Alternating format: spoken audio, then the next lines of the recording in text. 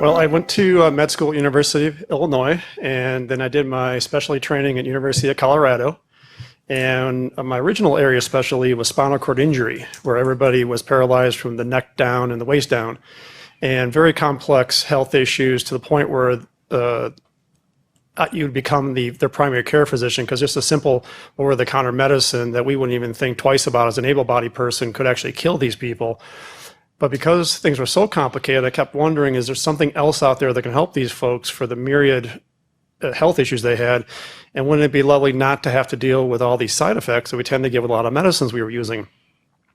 As it turns out, there has been such an explosion of scientific data over the last 20, 30, 40 years that there is so much scientific information that allows us to not only reverse chronic disease and prevent chronic disease, but tells us exactly why people get chronic diseases like autoimmune disease.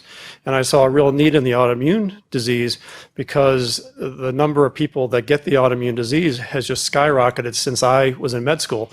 So back then it was 1 in 400 people got an autoimmune disease.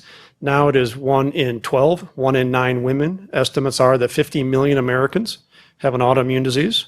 And these numbers are growing more and more, including we're finding out that a lot of chronic health issues that we did not necessarily think had an autoimmune component actually do. And the autoimmune component to these diseases is the immune system becomes confused and actually starts attacking our own body parts, which is so counterintuitive. Our bodies should be able to fix anything. We stub our toe, it may hurt like crazy, but you don't think you're going to have a bad toe your whole life. You know your body can fix this. Give it 2 or 3 minutes, you're good. You just try not to kick that chair leg ever again because it really hurt.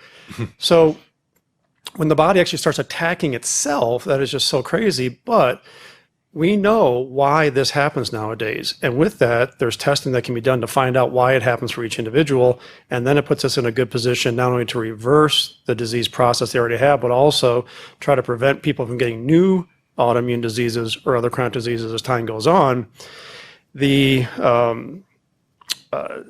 Like I mentioned, more and more diseases seem to have this autoimmune component to it. So like you can have autoimmune disease where you're attacking body parts. You could attack the lining of the blood vessels of your heart and your brain, and that's tied into heart attack and strokes.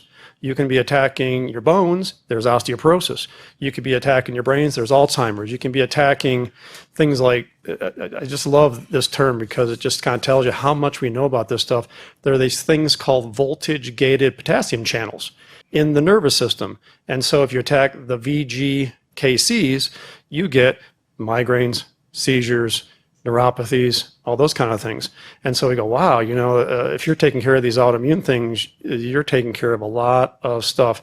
And what we do, which is totally unique, usually people are just offered medicines that kind of put a bandage on the problem, a little bit like a bandage on a bullet hole, where we actually go, okay, yeah, the medicines can be helpful as a bandage, but we're going after the bullet hole. We're going after the exact reason, you know, where all the damage has come inside, so we can fix how people feel, but also actually get rid of these autoimmune diseases and ultimately not require the use of medications a lot of the time that are more the bandages, but also medications tend to have side effects over time as well.